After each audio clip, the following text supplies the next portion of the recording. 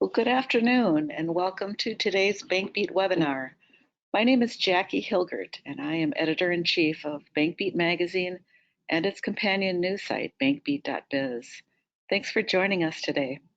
I'm pleased to welcome Robert Johnston today, who joins us to talk about cybersecurity. Robert is the CEO and co-founder of Adlumin Inc., which helps customers comply, detect, prioritize, and respond in real time to problems and gaps in cybersecurity. Before founding Adlumin, Johnston worked in the private sector as a principal consultant at CrowdStrike Inc. He is an expert at conducting counter-espionage engagements against nation-state, criminal, and hacktivist organizations across a variety of industry sectors. Most notably, Johnston led the 2016 investigation of the Russian Foreign Intelligence Services breach of the Democratic National Committee. Before I turn the mic over to Robert, let me point out just a couple of housekeeping items. There will be time for questions at the end of the webinar. You can submit your questions using the question function in the toolbar on the right-hand side of the webinar screen. Also, you can find a downloadable PDF with today's slides in that same toolbar.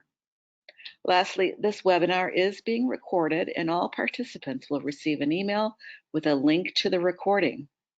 The recording will also be archived on bankbeat.biz.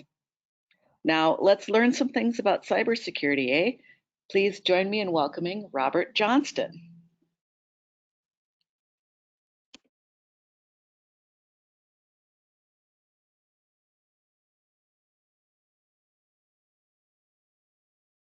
All right, can everyone hear me? Coming in loud and clear, Robert. Awesome, thank you. Thank you so much. And thank you for making time and spending time with me today. Really appreciate it.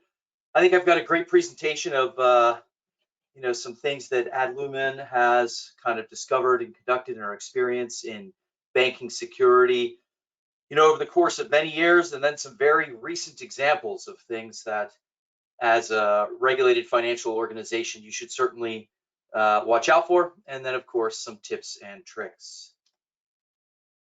So I asked our threat research team here at Adlumin to put together a little information on the things we have seen at financial institutions that we service across the United States, and essentially rank and grade them according to their level of importance. So in this graphic on the y-axis, of course, you're seeing the impact.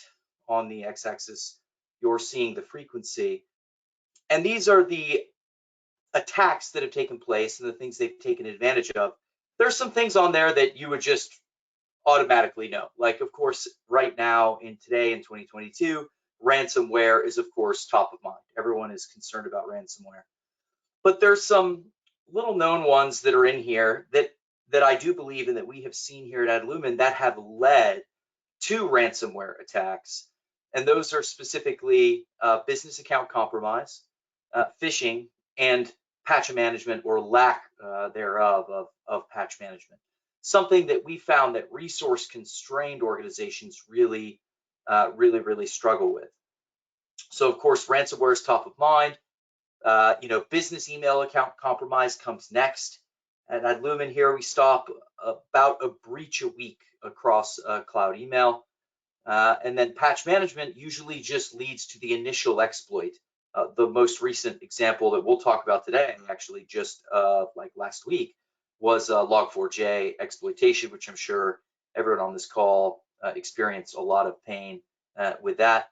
Up in the top left, of course, you have insider threat, really hard problem to stop, right? But also doesn't occur very often. This is mostly, insider threat really leading to business account compromise by, submitting their O365 credentials because they got a phishing email that eventually leads to a ransomware attack. So I found that the bullets on this list aren't mutually exclusive in that they don't happen independently, but when you're talking about criminal enterprise, all of these other ancillary breach vectors end with ransomware deployment at the very end. So if you have an opportunity to stop them before they hit ransomware, you want to stop it at business email account compromise or phishing or patch management or insider threat. So what do your peers say? Of course, your peers say 37% of respondents were affected by ransomware attacks in the last year. That's your average requested ransom size. Of course, the big ones that hit the news are way north of that $200,000 number. And the reason why you're seeing a lot more ransomware type of attacks really is the growth of ransomware as a service. These criminal gangs are enterprising young men and women themselves, and so they realized that if they had some technical skills and they could build the utilities required to execute these kind of extortion attacks, they could get a lot more scale and take a lot less risk if they just sold it as a software package to other people that are less capable and have less skills. They call this ransomware as a service, and that has really taken off, I think, over the past couple of years. Previously, it was just very specific gangs developing their own software, doing their own thing. Now you've got criminal gangs developing their own software and selling their software to other less capable individuals for them to execute those kind of extortion-based attacks. So what are the problem areas that we distinctly see, at community-based financial institutions? I think strongly we see four forces: increasing regulatory and compliance, decreasing budgets, decreasing capacity, and all the while, of course, an increasing threat. So the pressure is ramping up for all the things that you need to do in security. The amount of data that you need to monitor and telemetry you need to bring in is ever increasing, and all the while you have a decreasing capacity. Very rarely do I see a very large investment in the IT and security team at a bank. Not everyone can be Bank of America, so if the IT team is like 3 people, the IT and security team is 3 people, it's going to be 3 people you can almost guarantee in perpetuity. Like, it might grow 1 person, over a couple year period, but the amount of investment in headcount and skill set is certainly not growing with the regulatory pressure, as well as the pressure coming from more and more advanced threats. So we're going to talk about a couple of points of focus here. The first is proactive focus, taking an active approach to making yourself a hard target. Of course, there's different steps along the way that you have an opportunity to prevent what will eventually become, a large-scale ransomware attack at your organization. The proactive one is, the one that I feel like is the least commonly executed, but the easiest to do.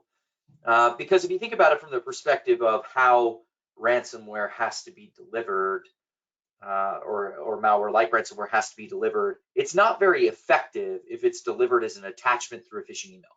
That is not a very effective way to deliver ransomware. The scope of damage is very, very small. Most of these large-scale ransomware attacks that you're seeing, they are complete breaches of the environment, usually through business email compromise that leads to a compromise of the VPN. Remote access to the organization turns into eventual compromise of key distribution points like domain controllers or file shares or things like that. And then from there, they're able to propagate ransomware to all of the systems, leading to the most debilitating of attacks. So a phishing email with ransomware as an attachment or some kind of link to download ransomware and run on a single machine it will work, but it won't be effective. You'll easily recover from that. So the proactive piece is really scoping down the ability for ransomware to move laterally in an automated way throughout your environment and affect the most amount of data. Of course, you got detection and mitigation. I would say for 99% of organizations, you only need to focus on just a few points. The first is business email compromise, cloud email. Like I said, we stop about a breach a week in cloud email of O365 or Google or Oracle email or some other cloud email source. The reason for this is these phishing emails are getting very, very effective because they're just so simple. Like they're just sending an email asking you to reset your O365 password. I think everyone would underestimate just how significant such a simple phishing email is, because very rarely does a two-factor implementation on cloud email go very well. And so, the only thing separating the actual owner of that email inbox from an attacker in Russia is a username and password that can easily be acquired through a phishing email. The second is a lot of people use that cloud email. If they're not using some kind of single sign-on utility, they use that cloud email for two-factor authentication itself, oftentimes, unfortunately, to the VPN. So the VPN will email like a one-time code to the cloud email, which has already been compromised, and the two become symbiotic. That brings me to VPN next. That's the first gateway that we have seen that attackers use to penetrate the environment to deploy ransomware, is the compromise of the remote VPN. Finally, of course, you have the endpoint. This is really your last line of defense. You're depending on your antivirus and anti-malware, anti-ransomware to kind of stop it at this point. And then, of course, you've got, in my opinion, you've got to get a services team involved there, because many times, and we'll talk about a specific example here, many times things go quickly or easily overlooked. And it's not because individuals don't have the skills or capacity to understand what it is that they're looking at. We have found when someone tries to do everything internally, oftentimes they just don't have the time. They don't have the time because they have 10 things to do, right? And investigating this like low-level alert from Sophos or from your antivirus, they just don't view it as the best the best use of their time, when in fact that low-level alert, if they had just done a little bit of investigation, was an opportunity to stop what potentially later on became something much more significant.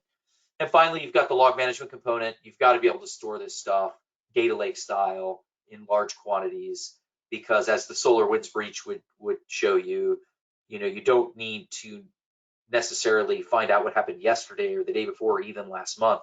Very oftentimes you have to look back 9-10 months and say, okay, it's not like, did I communicate with this IP recently? I need to know if I've communicated with this IP over the last 9 months, like is that in the cards? So being able to conduct long-range searches, long-range search horizons across the various telemetry that you're pulling can allow you to answer a lot of those questions very simply.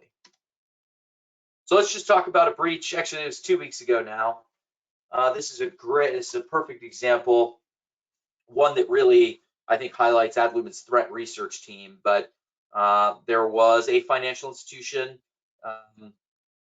that wasn't using our managed detection and response service. The bottom line up front is they were compromised by a few threat actors on this one particular machine. The most significant of which was an actor called Deep Panda, which maps to the Chinese Ministry of State Security, kind of like their CIA. The financial institution was a smaller one. I think in about the 500 million asset range, where they only had two people that were really running security, right? And so the customer was under resourced, right? Under resourced. And it's not that he didn't have the expertise. I think he did have the expertise, but what he really lacked was time. And this lack of time actually bled over into a few different areas, because we'll talk about the reason, the initial cause of the breach. That lack of time bled into patching, first of all, which was the initial point of the breach. The monitoring and usage and configuration of security products, and just general hygiene of the IT environment. So the initial infection vector, and this was just 2 weeks ago, was the use of the Log4j vulnerability on VMware. So they had VMware Horizon, which under the hood, is using Apache Tomcat, and connected to the internet, and they used it as kind of a bridge point for people to be able to come in and then get provisioned, virtual desktop for a work from home capability. So, if you asked that financial institution, you would say, hey, are you doing patching? They would say, yes, of course we're doing patching. I've got a WSUS server and we're pushing, Windows updates. So it's not the Windows operating system that will get you, right? It's the third-party application patching, which there are many utilities to do. Adlumin has a program called CDM where we use Qualys, and we will do your patch management as a service for you, including third-party applications as well, right? And so it's the third-party apps that always get you. You can just turn on Windows updates and get the Windows patches, right? And so they exploited that Log4j vulnerability in VMware. Adlumin does start lighting up kind of like a Christmas tree, mostly on a lot of PowerShell execution, WMI execution, flagging a lot of different algorithms that are there. And because he really didn't have the time to really kind of dig in or even understand or just immediately press the response button, he kept the individuals kept clearing them. They kept clearing them, and there you have maybe a little bit of a lack of expertise, having more than 50 kind of detections. Unfortunately, this was an attack that was sophisticated enough. The backdoor was fileless, and antivirus didn't do him much benefit here. So it was really only Adlumin that was picking it up, actually at all, that was picking it up.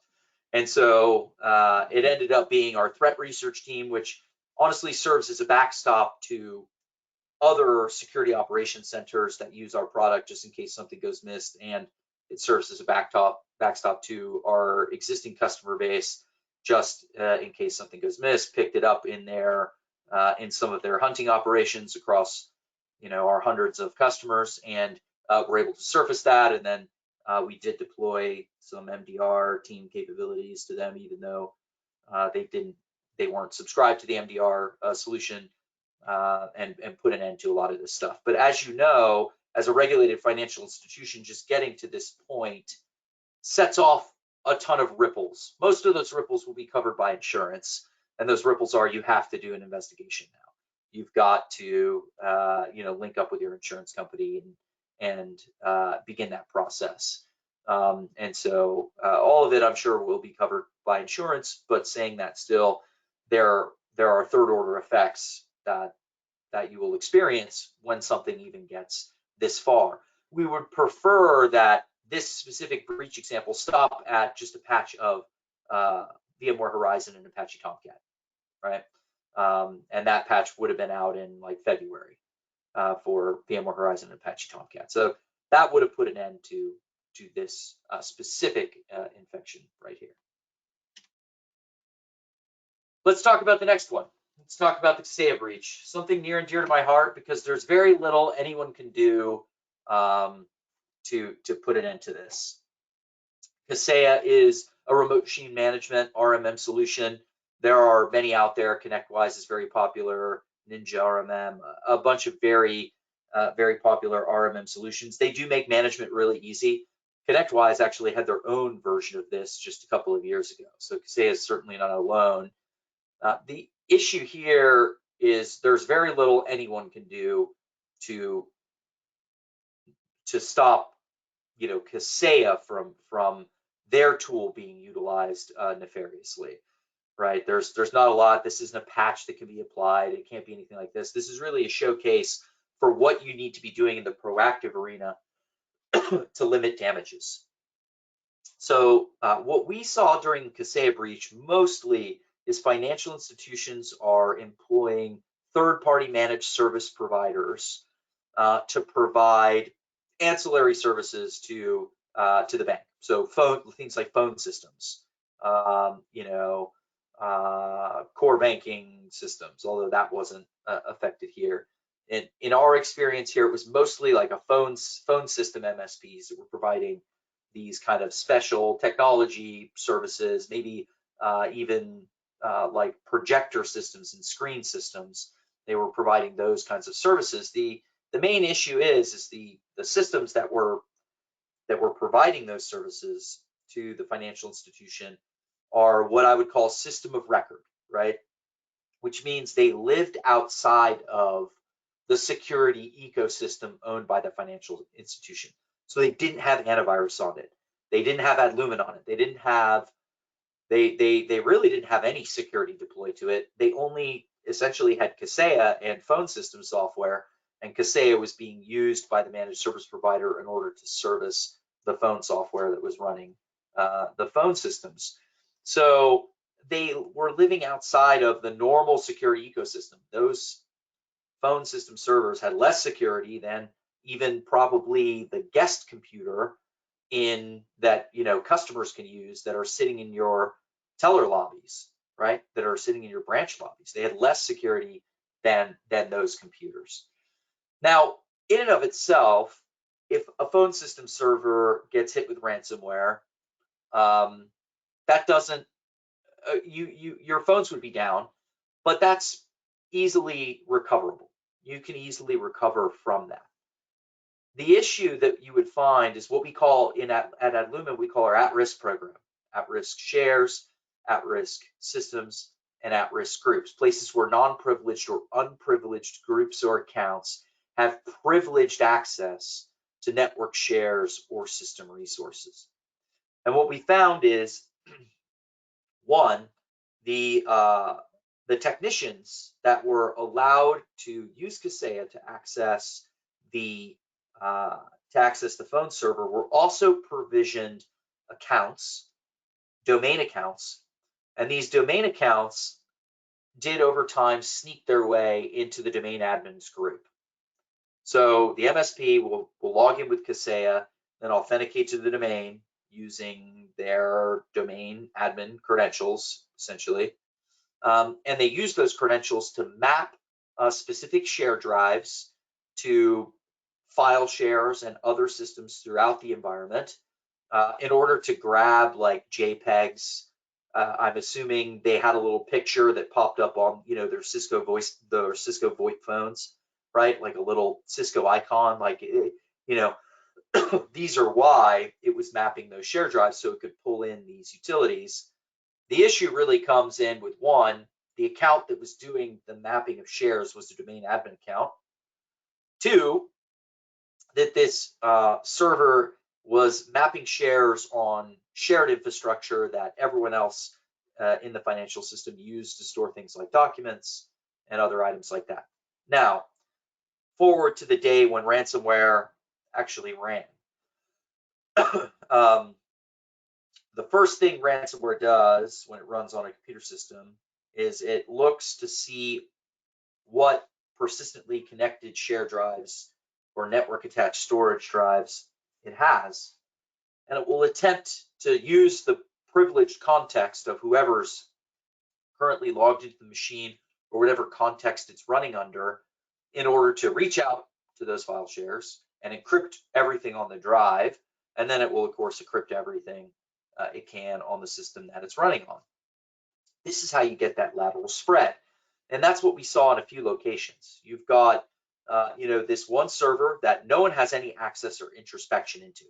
It's just you're flying blind when it came to the phone server, but that phone server was mapped to other systems that were critical systems used by other tellers and other software and other bank employees, loan underwriting, and those persistently mapped shares caused the remote encryption because the overprivileged of not just the account, but that account on specific parent share drives, and then it was able to loop through those various directories, remotely encrypting the data on those specific drives without ever even having to run malware on the remote computer system.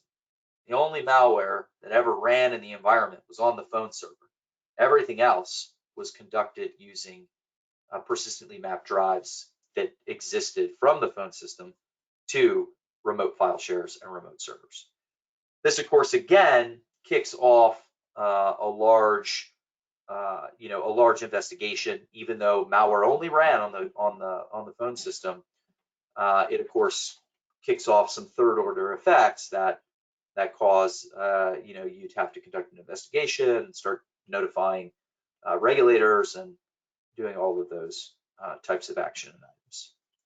So that's the Kaseya breach. Watch out for persistently mapped share drives and pay attention to your at-risk program and really put some good effort into working through those.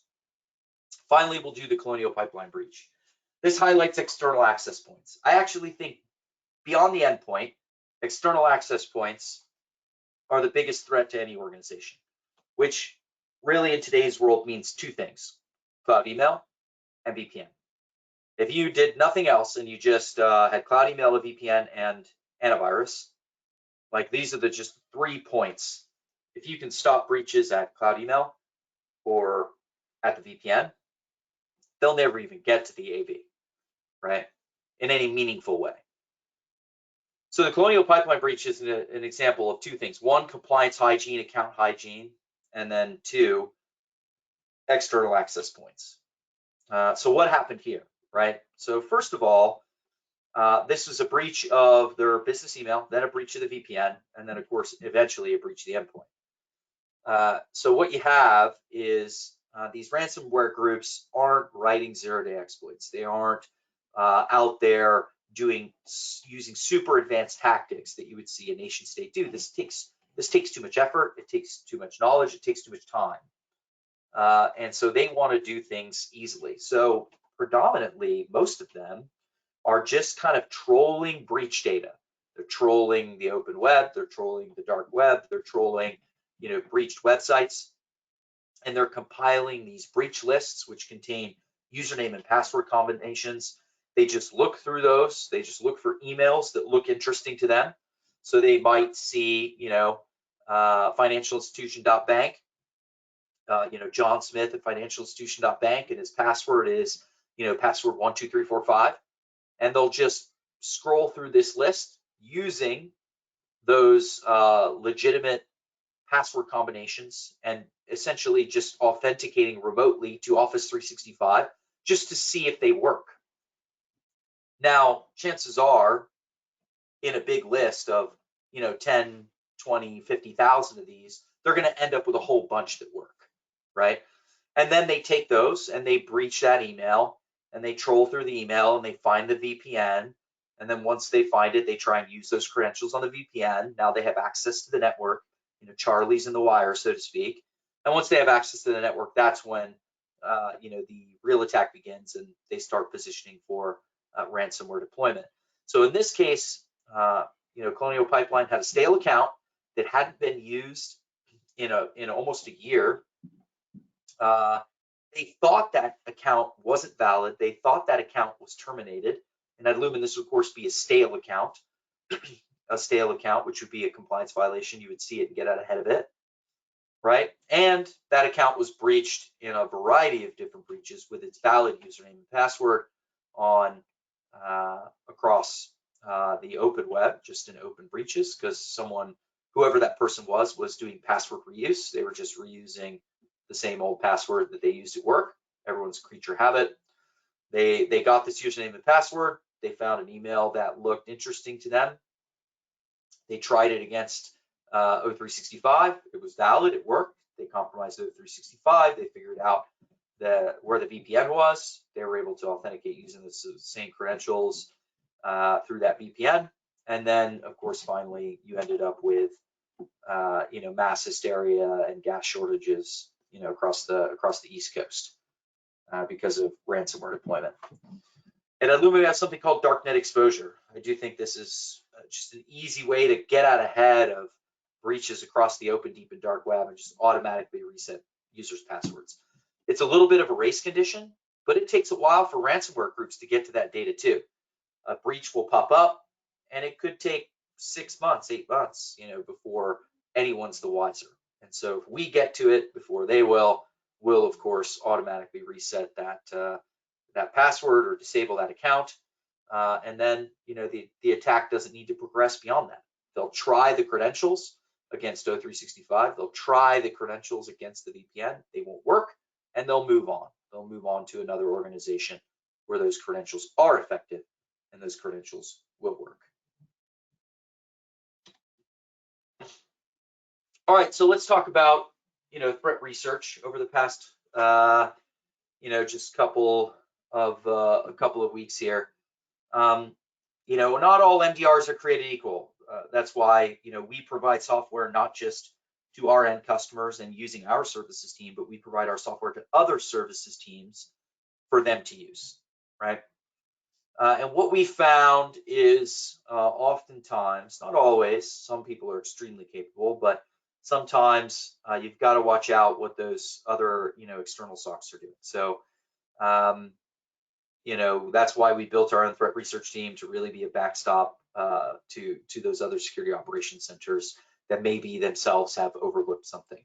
Now look, security is a hard problem, but no one is awake 24/7 without a services team that can do shift and rotation. And you really need to be able to spend those hours on investigating oftentimes even the lowest level alerts, right? Because the lowest level of alerts sometimes can be early indicators of something much more significant, even though low level alerts can, if you don't have a lot of time, seem annoying or seem a nuisance or a waste of time, when in fact they are not always a waste of time.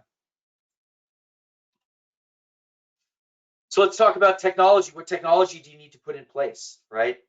From a tech perspective, of course, you got to have three things: proactive, right, detection and remediation, and then finally, the log management component, being able to store, a long range search horizon and be able to bring that data back into the fold, just in case you need to answer the question like the SolarWinds breach. I need to know, what happened to this IP like last year, right? You won't often get that question, but it's the moment of truth when you finally do, and you need to go back, even for that one use case. You need to go back in a really long way, and you're not able to. And lastly, I know everyone harps on like patching. It's been as long as I've been in security, that's been almost just a cliche, right? But it really is just the blocking and tackling of security operations. If there's one thing, I think you just need to get right just on your external facing systems, if nothing else. On the internal systems, you certainly want to do it as well, but on anything externally facing, make sure that the patching is regularly conducted on those systems. And if you don't have the time, it is a perfect item, to outsource, to make sure that those systems are perfectly up to speed, because they can end up as your VMware Horizon breach that ends up in a Ministry of State Security hack of your VMware system that leads to you being forced to retain a lawyer, tap into your insurance, launch an investigation, do a remediation, all of those action items that result from just a failure to patch external systems, especially. All right, so these are Adlumin's products. Just to kind of highlight, I would say specifically, the items that we talked about in the breach today. One, of course, darknet exposure, extending security beyond the perimeter of your network into the open, deep, and dark web. Continuous vulnerability management, of course, doing that patching, doing that vulnerability scanning, and then an MDR capability. They're awake when you're not. There are many organizations that are very, very, very capable, and that's not to say they are, but the biggest constraint to conducting good security operations, I think, that we've seen is not a lack of expertise. It's just a lack of time, right? It's just a lack of time. The individuals conducting security operations are trying to do too much, and as a result, they're having to make concessions and sacrifices in areas that may or may not lead to something bad happening. But most often, when something bad does happen, you can point back to, hey, it's just these two guys, and they're trying to do like 500 things right now, and they didn't have time to remediate that alert, or they didn't have time to patch that VMware system. that results in something bad happening. So good food for thought in that area. All right, so at that point, that's all I have for you today. I'll open the floor up to some questions. All right, Robert, thank you so much for that fascinating information. So just as a reminder, you can submit questions right in the question function on the toolbar. This is an outstanding opportunity to tap into Robert's expertise in this area of cybersecurity. Go ahead, type your question in, Robert will address it.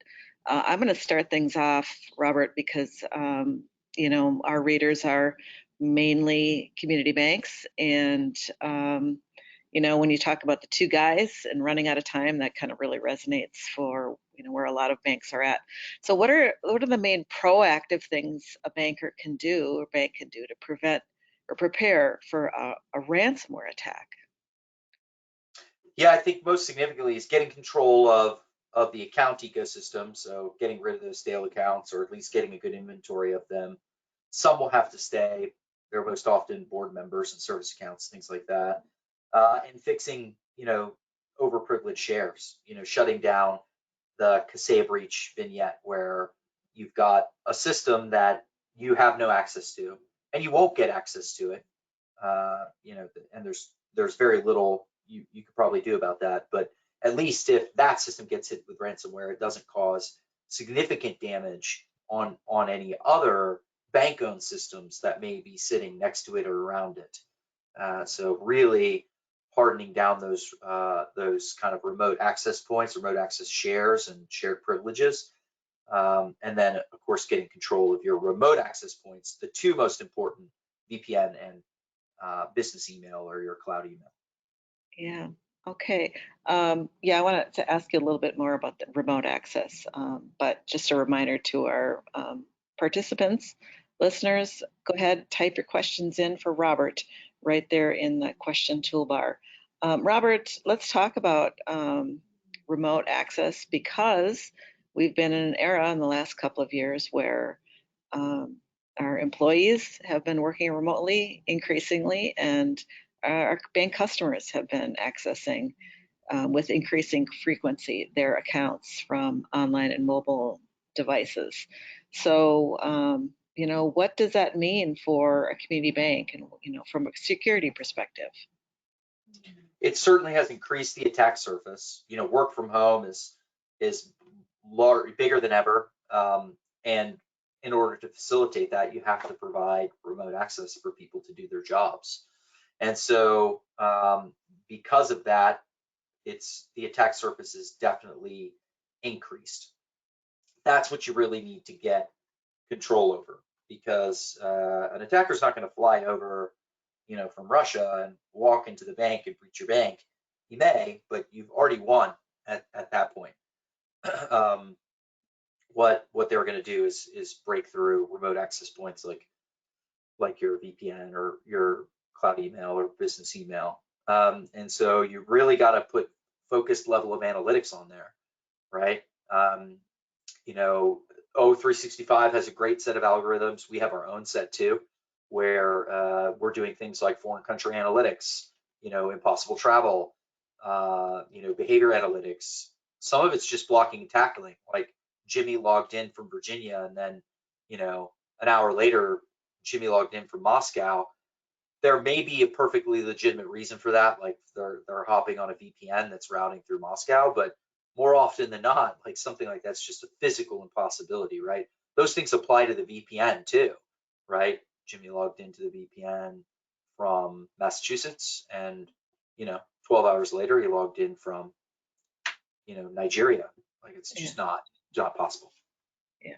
And are these breaches, are they're mainly motivated to raise money through ransomware, or are there other benefits to the criminals for breaching a system? For the criminals, it's purely extortion based at this point. A couple years ago, I would say, oh, they're trying to steal money. Banks have all the money, but that's a lot harder nowadays. They do that mostly through account takeover attacks, of customer client attacks through digital banking, right? Mhm. The actual theft of money, but for an actual breach of an organization, they've now realized they can make money this way, and their primary goal is extortion through ransomware. Yeah, and I was interested in your the fact that you shared on one of your slides that average ransomware is like $5,000 to $200,000. Um, so not a huge amount of money, but obviously for a small bank, that's a significant hit. Yeah, it's certainly a significant hit. And it's not only criminal gangs, just the one slide I of course shared had Deep Panda, which is the Ministry of State Security, the CIA, the PRC, the People's Republic of China. Now, why were they interested in a community bank? It's a great question. I'd love to ask them, you know. Um, I don't know why. I don't know the answer to that question, but they were there. They were there without a doubt.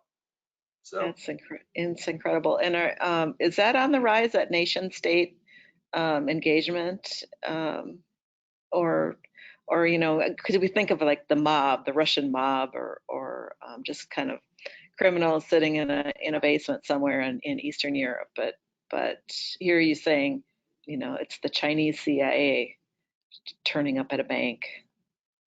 yep, yep. I don't think it's necessarily on the rise. China's always been a very active adversary in cyberspace. They're always busy. They're always doing things.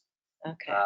And so I don't necessarily think that has picked up. It has certainly ebbed and flowed over the years, as tensions have risen against and cooled between our two countries. But they're always there. I don't think that is on the rise, or that is what I would even call the primary threat. Would the Ministry of State Security have progressed that attack into ransomware? Probably not.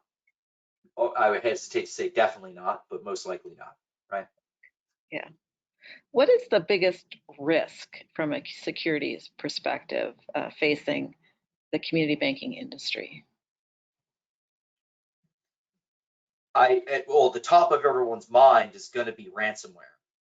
I think it actually should be business email account compromise and VPN compromise. Ransomware almost exclusively is a result of those two. Sure. And then certainly reputation risk. We think of reputation risk as being like a consequence of a breach. Um, reason number one to kind of get your act together on cybersecurity.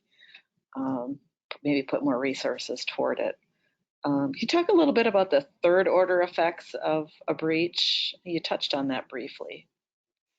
Yeah, so the third order effects are all the things that, as a community banking institution, you have to do as a result of a breach, no matter how small. There is a threshold, right?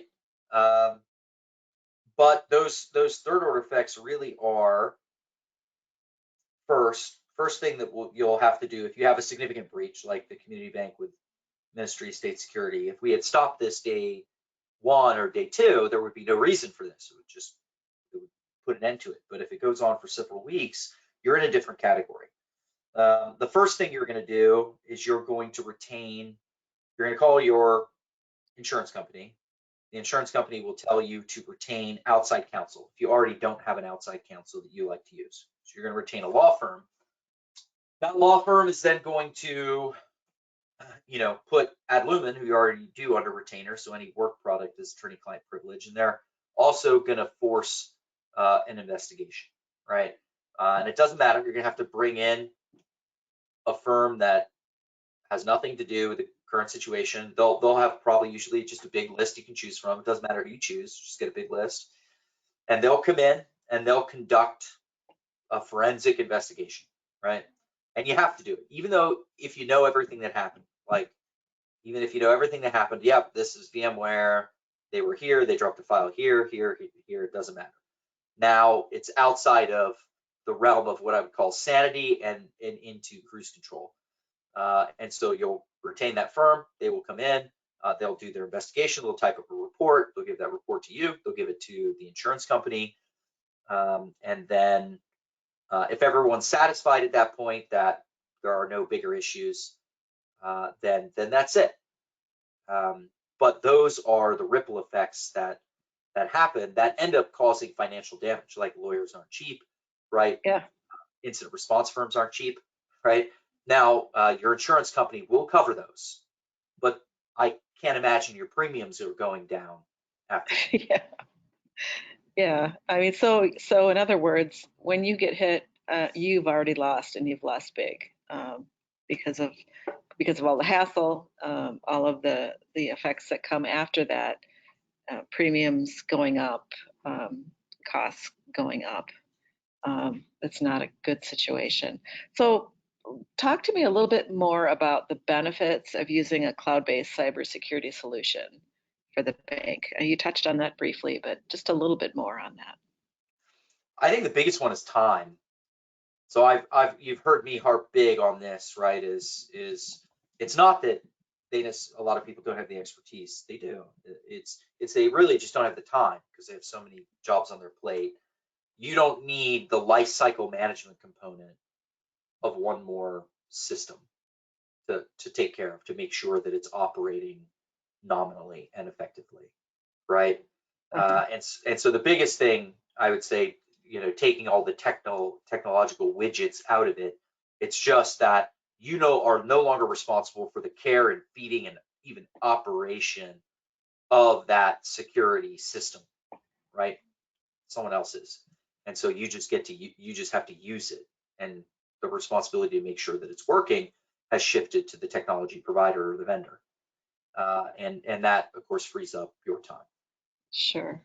And regulators, are they on board with cloud-based cybersecurity programs? Are they, saying to the bankers, this is what you need, and we support this solution? What's the regulatory take? In the early days, it was a tough sell, but now I haven't heard that kind of objection in a really long time.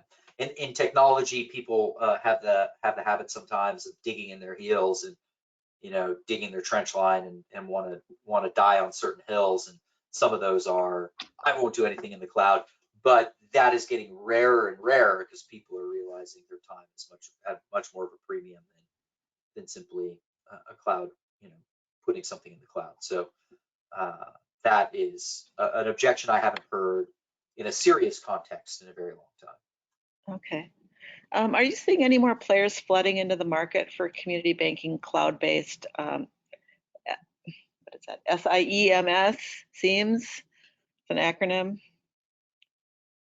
Yeah, like I think if you're just looking at the technology category broadly, I think there are plenty of players for sure. Okay.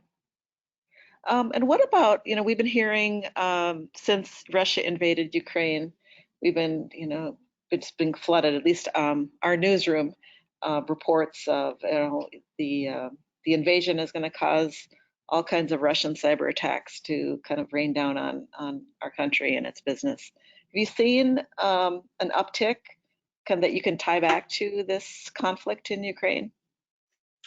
There have certainly been examples of wiper malware being discovered. Even some of our threat research guys got a hold of that and picked it apart. Of some activities or preparatory activities taking place against the utility industry, things like oil and gas and the energy sector, but nothing significant and nothing serious and nothing thus far in community banking. There's a lot of geopolitical theories on why that was going to happen, either from both ways, right? From our side saying shields up, probably a very common term you heard of, especially coming out of DHS, right? Shields up, Sure. get ready, prepare for something, and then that's something not happening, right? I will tell you one thing that we've done is we've built a really close relationship with DHS, and we are real big consumers of their intelligence feeds, and we have integrated those intelligence feeds into a variety of different auto blocking mechanisms. One we call ATIP Shield. It's where you can automatically configure your firewall to consume ATIP Shield and it will automatically block the DHS's intelligence out of Russia. That's something that they have committed themselves to. Hey, we're going to be publishing, essentially all the indicators we can from the intelligence community, and then we consume those, and then we'll automatically block them in your firewall. When Ukraine first, kicked off, and everyone was getting very afraid of what might be the eventual cyber attack from Russia, we encouraged all of our customers to enable and configure HF Shield in every single one of their firewalls, because we were consuming that threat intelligence directly from the Department of Homeland Security, the federal government. Well, it sounds like you certainly have your finger on the pulse of the issues, and the expertise and the experience in counter espionage certainly comes through in this discussion. So Robert, we're kind of running short on time. To anybody who thinks of a question after the end of this webinar, you can send it to us, send it to Robert directly.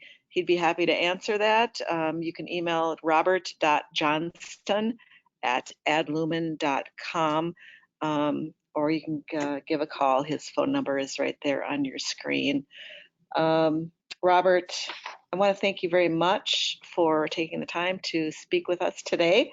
It's fascinating stuff. Ransomware as a service, especially, is not a term that I've been familiar with. So kind of like, wow, it's the latest iteration of cyber crime. What will they think of next? Yeah. To our participants, thanks for joining us. Robert appreciates it. I appreciate it. Again, reach out to Robert at robert.johnston@adlumin.com if something comes to mind this afternoon as you're mulling what you've heard here today. And his phone number is area code 410-212-3907. So Robert, on behalf of Bankbeat Magazine and Bankbeat.biz, thanks so much for sharing your expertise with us today. To our participants, thanks for joining us. I wish you all the best in your endeavors, and I hope they're all safe. So long for now. Thank you. Bye-bye.